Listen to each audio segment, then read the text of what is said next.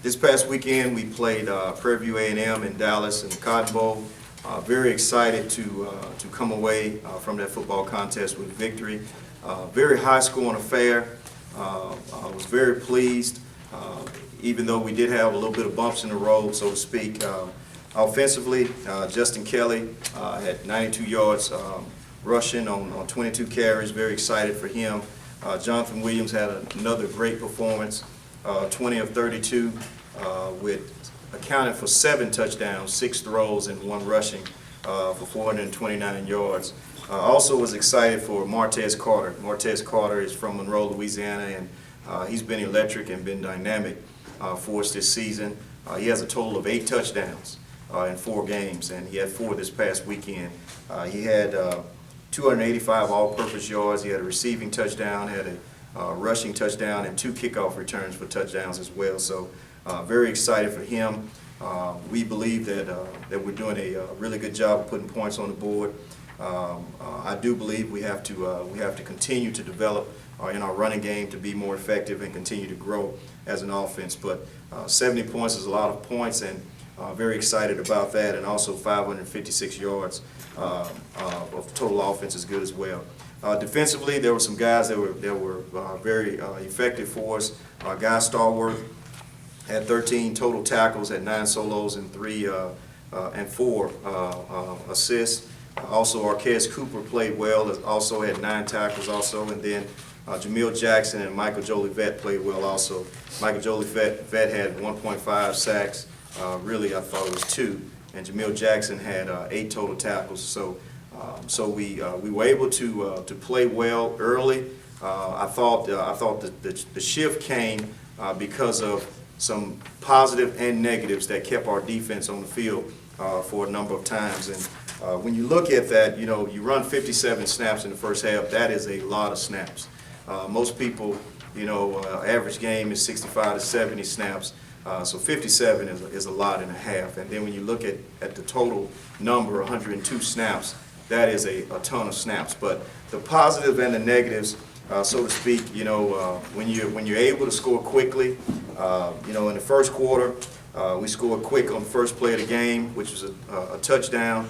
That is kind of like a sudden change for your defense. So they have to get back out there and get back at it and play again. And then we had a block punt in the first quarter. That put us in a bad situation where our defense had to be on the field again. And then we had a quick kickoff return for a touchdown, which was also a positive, but that put our defense back on the field also. All of those things happened in the first quarter. Then you go to the second quarter. We had a fumbled snap that actually gave them the ball on the plus side, which allowed them to really be effective in getting to the end zone. And then we had an interception late in the second quarter that allowed them to get on the plus side of the field, which put our defense back on the field. And then we had a second interception, which was kind of a fluke deal, where the ball hit the receiver in the helmet and they were able to get the ball back on the plus side. So there were some positive and negatives in the first half that actually hurt us, but it also helped us as well, because you can never ask a kid to not score a touchdown. When you get those opportunities, you have to put the ball in the end zone. In the second half, there were a couple of sky kicks that went out of bounds, which again gave them the opportunity to be on the plus side of the field that we have to get corrected. And then we had another kickoff return in the fourth quarter. So when you look at those 8 situations, along with the fact that we still have to get off the field defensively, all those things, good and bad, kind of affect your team. But we are pleased. Our kids kept fighting. They kept getting after it.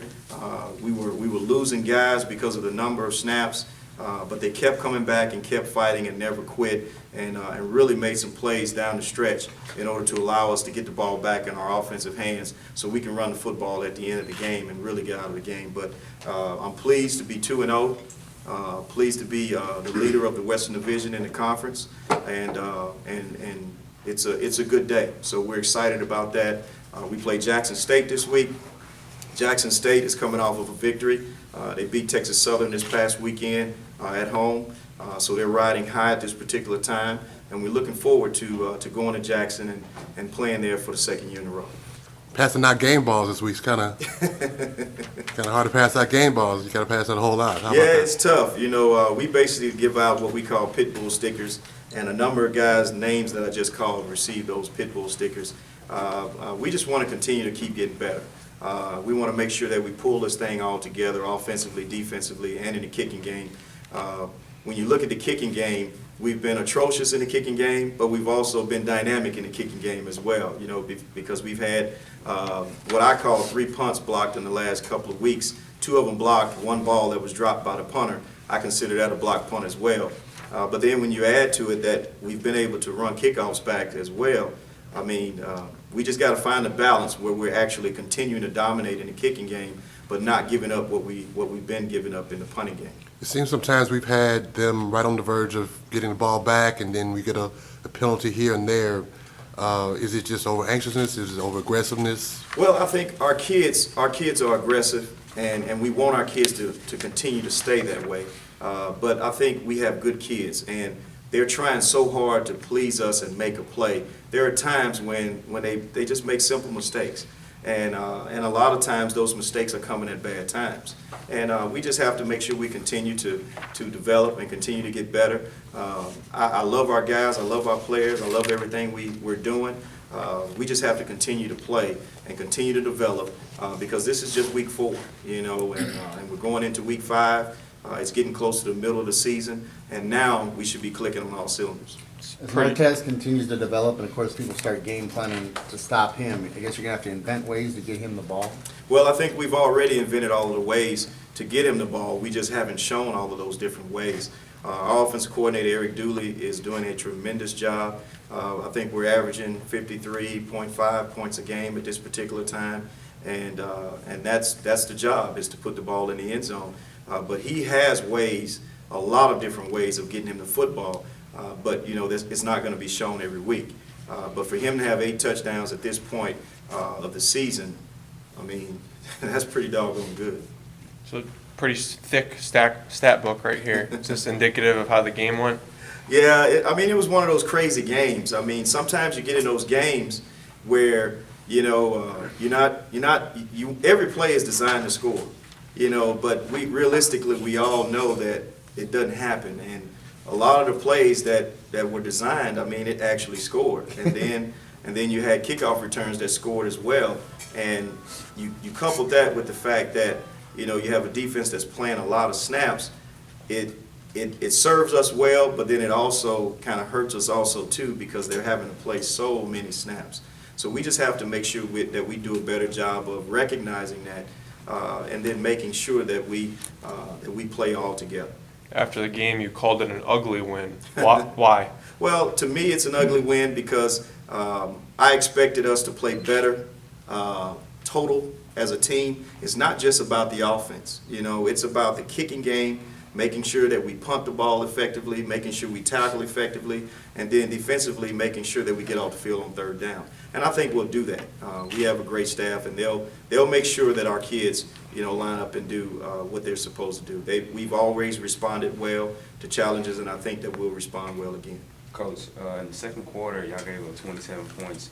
For the 3rd quarter, y'all didn't give up any points. Can you kind of take us, what do you think at halftime caused, y'all to come out in the 3rd quarter and just kind of shut them out? Well, I think the answer is what I just stated, 102 snaps. 1st quarter, we pretty much shut them down. 3rd quarter, we pretty much shut them down. It's a number of snaps. It's not rocket science. If I put you out there on the field and run you up and down the field 100 times, I promise you won't be able to cover the guy the next time, or you won't be able to make the tackle. It's just that simple. We have to get off the field, and then we have to, as a collective group, help them stay off the field. So you don't sound too concerned with the defense giving up 50-plus points? We're always concerned about our team. We're concerned about our offense. We're concerned about our defense. We're concerned about our kicking game. We're concerned about the whole picture because you have to be interested in what we're doing. So we're concerned about our entire team. That doesn't mean it's a negative. That just means that we want to make sure that we're playing the complete game. How much would you put it on the defense as opposed to, like you mentioned, some of the scoring quick and then some of the gaffes in the punting and kicking game? I put it on the team. It's our entire team. You know, it's a team game. There are times when we make plays and put our offense in positions to score. There are times when we're in position to get off the field and we haven't gotten off the field. So it's the entire team. And then there are times when the kicking game puts us in a situation where our backs are against the wall. It is the entire team, and we'll get all that corrected. We mentioned to you the other night about the turning points in the game and about how many there were. Bunch of them. Was there a point, like I said, I mentioned the other night, where you thought that it was pretty much we got it? I thought the kickoff return in the fourth quarter really took a lot of air out of their sails because they had a little momentum, and that's the second time I've seen Martez do that. There was a time last year against Alabama A&M over there where they had gotten back in close proximity to us, and he took the next kickoff and ran it back. So for him to do that, I thought that kind of took a lot of air out of their sails, and then I thought we did a really good job in the second half of really pounding on them and getting first downs and running the clock and really getting the ball in the end zone. I'm very pleased with it. I mean, I think we have some dynamic players on our team on both sides of the ball. And we just have to continue to work to get them going. What kind of element does the chance of having a person, the person might be able to return a kickoff or a punt for a score or a real good gain add to with the totality of team effort? It's huge. It's huge because, the game is played and it's all about field position. And when you have a dynamic kicker who can put the ball between the uprights once you cross the 30-yard line, and when you have a guy back there on punt returns and kick returns who can catch the ball and get you on the plus side of the field, it really gives you a little bit of confidence when it comes to field position part of the game. 2 games, Chad had a lot of big games for that. Is it that he's just that wide open? And I know that we take what they give us, but is he just that wide open, or is he just that great of a player, or both? I'm going to be very honest. I think he's that good of a player. I mean, I sat up here and we watched the game last night. The kid is special. He really is. And we have a number of other guys that are special also. And I mean, he practices the way that he plays. And he's just a dynamic football player. He's a dynamic person. He's dynamic in the weight room. He's aggressive everywhere he goes. He's a team player, and he's a heck of a player. He's just as excited for anyone else making a play as he is for himself. He's a guy that you want on your team, definitely. What does it do to a team when you can go into a game knowing 50 points might not be enough to win? Say it again. What does it do to the team mentality when you go into a game knowing if your offense scores 50 points, it might not be enough to win? For the opponent? Yeah. Well, I think it puts pressure on them. I think it puts pressure on them. And but we're not that type of team that gives up 50 points like that all the time and often. So for us, we just got to get back to the drawing board. I think we're a type of team and that are playing some guys that haven't played as much, and it's just a matter of time before it all clicks and all comes together. Let me rephrase. I didn't mean the opponent, I meant you. No, like going into a game, knowing that the defense can give up that many points, what does that do to the offense? Knowing, hey, we might need to score 70 points to win today. Well, we don't really look at it that way. For us, offensively, the mindset is score the ball every time we go out. And defensively, the mindset is to stop them every time we go out.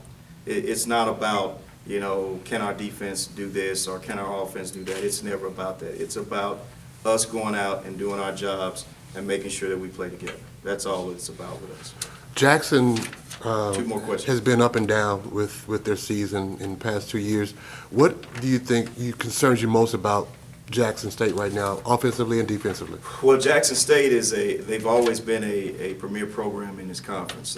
So you're going to get a huge, big physical team, anytime you play Jackson State. So that's something that we know, and it's always been a battle every time we've played them. But for us, we know they got a returning quarterback who's played well for them, and he played well for them this past weekend.